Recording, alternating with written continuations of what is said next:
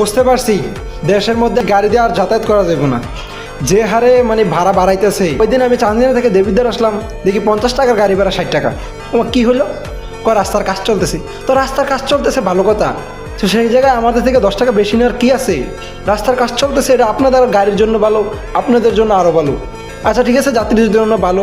যে জায়গায় 40 টাকা গাড়ি ভাড়া ছিল একই রাস্তা দিয়ে, সেই জায়গায় যেহেতু এখন রাস্তা পাকা হইতেছে, এখন তার 30 টাকা করবে না বা 40 টাকা করবে না গাড়ি ভাড়াটা, তো সেই জায়গায় আপনি 10 টাকা বাড়ায় নিতেছেন কেন?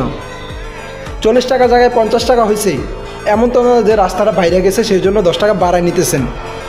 আবার আজকে করলেন আবার 60 টাকা, কারণটা কি? হুট করে যদি আপনারা নিজেরাই কোনো প্রশাসন ছাড়া নিজেরাই গাড়ি ভাড়াটা ঠাস করে বাড়াইলেন, মানে যাত্রীদের একটা হয়রানি।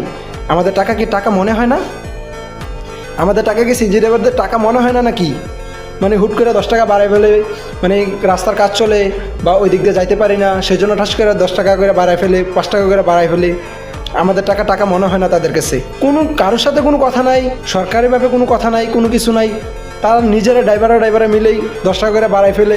এখানে যাত্রীরাও হয়রানি, যাত্রীরা কষ্ট, মানে যাত্রীদের টাকাটা আসে করতে কি? যাত্রীরা কি 10 টাকা বাড়াই পাইতেছে? যেখান থেকে বেতন পায় সেখান থেকে কি যাত্রীরা 10 টাকা বাড়াই পায়?